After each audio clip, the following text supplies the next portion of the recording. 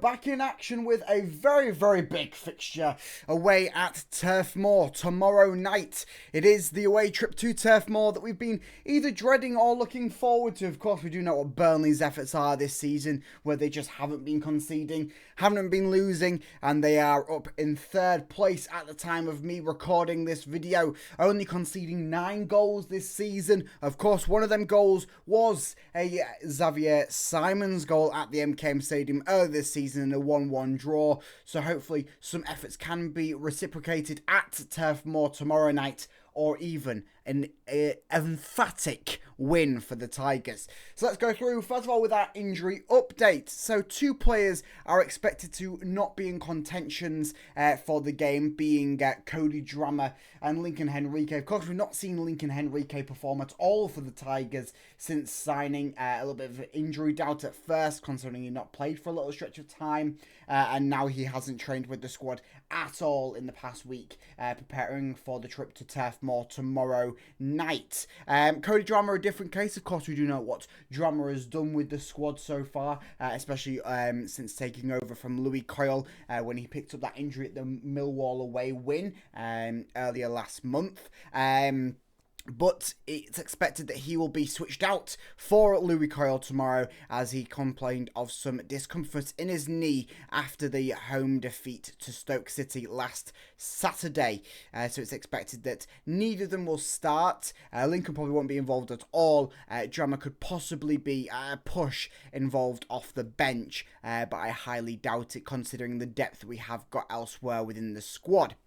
Some positive news as well, that Casey Palmer and Charlie Hughes are expected to be back in training towards the end of the next week, although the trip to Sunderland next Sunday is expected to be a little bit too early for them to feature for the squad. Ruben Sayers says once they've got the tick box exercise done with them in the training, where they've contributed so many training hours and everything seems good with them, they'll be back in contentions with the squad. So some positive injury updates coming through from City. Everything seems to be shaping up quite nicely. Of course, we do know Mohamed Baloumi is still taking his recovery process. And a nice little thing over the past week, Liam Miller has returned to training, and he has been undergoing some little bits of training and physio work at the training ground in Cottingham ahead of his Hull City return, which probably won't happen this season. But if all things go well, there could be possibly a case where he could return later on in the season, possibly towards the final few games of the season, which who knows how crucial they may be. So, Hull City predicted starting 11, powered by our friends over at Fanhub. Go and check them out. So this is the side that I think that Ruben Sayers will line up for the away trip to Turf Moor tomorrow night, with Ivor Panda, of course, between the sticks.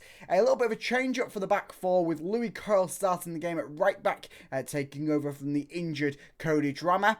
Centre-back partnership of Alfie Jones and Sean McLaughlin, which means that over at the left-back position will be Matty Jacob. Ahead of that, it's Stephen Alzate, fantastic player, alongside Elliot Matazo, fantastic player, and ahead of them, Matt Crooks, also a fantastic player. Ahead of them on the front three, it's Joe Geldhart, Louis Barry, and leading the line, Kyle Joseph, with a lot of very, very good talented options to be resourced from the bench. So a very, very good starting lineup there. Some other news for Hull City. Of course, a little bit of late transfer news came out from Hull City yesterday, and that being Abdur Shamir has left the club on loan. It was heavily rumoured over the transfer window that he was going to leave the club in some capacity. A loan was probably going to be the move that made the most sense with what the slate of Hull City transfer business going out had been, and so yeah, he's gone. And it seems that he probably won't return beyond the loan. He's joined, I'm not even going to try and pronounce the team's name, but a side over in Turkey. He's joined them on a loan for the remainder of the season. So, yeah, wish him the best of luck over there, and the likelihood of him returning to Hull City beyond the loan is slipping away ever so much as each day passes. Yes, that's the big news. Of course, a little bit of news around the academy. Academy featured in an emphatic 5-0 win against Birmingham under 21s, and Tyrell Sellers-Fleming contributed with a hat-trick there, and good to know that he has also signed a new contract, seeing him through to the 2027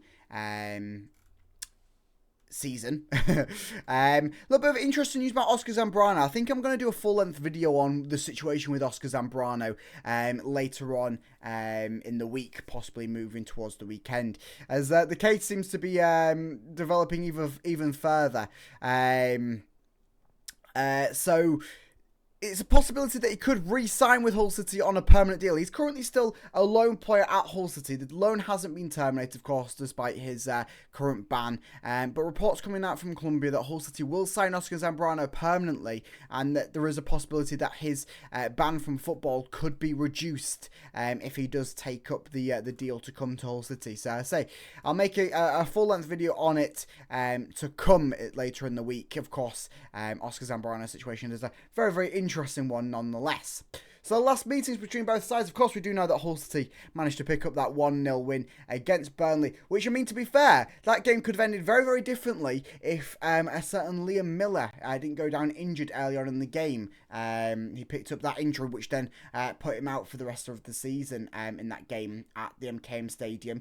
Of course, last time at Turf Moor was a 1-1 draw in the 2022-23 season. I was there, funny enough, with that Ozan Tufan halfway line run and goal. So I do have a vlog on the channel of that game if you want to go and check it out after this video. So form heading into this game. So it's a bit of a dot and dash one for City. Of course, if we're not playing at home, we have a chance of winning. If we are playing at home, we don't. Well, funny enough, we're playing on the road tomorrow, and Burnley don't seem to really have a favourable destination, as they're just putting up strong defensive performance wherever they stand. Of course, you can see there in the last 5, they've kept clean sheets on all of them, and they've actually had 22 clean sheets this season, where, I mean, Hull City are struggling to probably make it to double figures before the end of the season, and Burnley are already at 22 so far. So quite a flip over on both sides. The table also tells the same story. Yet plus 28 goal difference, scored 37 and only conceded 9. Of course, one of them being Hull City's effort.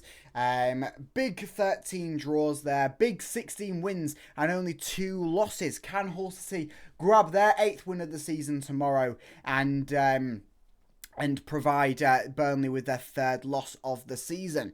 Yeah, as we desperately do need a win very, very soon, and it's a very, very tough end to February for the Tigers. So hopefully a point or 3 could be on the cards tomorrow.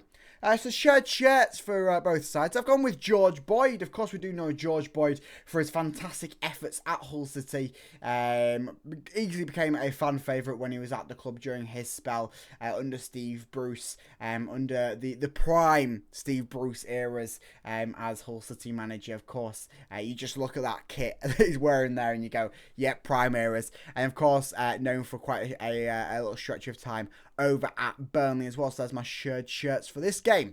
So player to watch out for, I've gone for Connor Roberts. Now there's a few players I could have gone for. I could have gone for Fleming, of course, the man who's doing wonders for them. I believe he scored in the 1-1 draw at the MKM Stadium earlier on in the season. But I've gone for Connor Roberts. He's only contributed with 3 assists and 1 goal so far this season, but his defensive efforts at the right back position for them has been nothing short but wonderful for them. So certainly a player to watch out for in the defensive attributes for them, but does also know how to get down that line and provide with a few assists and goals. He also provided an assist in their 5-0 win away at Plymouth Argyle. That was last time he grabbed an assist for them. So it doesn't seem to be grabbing them in buckets full, but it's certainly a player to watch out for down that right hand flank. So, score prediction. I do think that Burnley will suffer yet another draw at the hands of Hull City. Yet another 1-1 draw at the hands of Hull City, with a 1-1 draw at Turf Moor tomorrow night, with a goal for the Tigers becoming a first goal for the Tigers, with Louis Barry grabbing on the score sheet. Fantastically done so, and I think he's just there. He's going to do it. We're going to see a few Louis Barry goals this season, and why not start in a very, very tough match on the road at Turf Moor against Burnley. So, I'll leave you that photo of Adrian Iljali as I ask you to let me know down in the comments what your score prediction ahead of this game. Who do you think will score? What do you think the result will be? Hopefully, a win for Hull City, or certainly a draw. It's one of these ones where you'll take a draw, and if a win follows, you're over the moon, isn't it? So, stay tuned on the channel as I will have my match reaction out after the video, and I'll see you over there. So, go up the Tigers.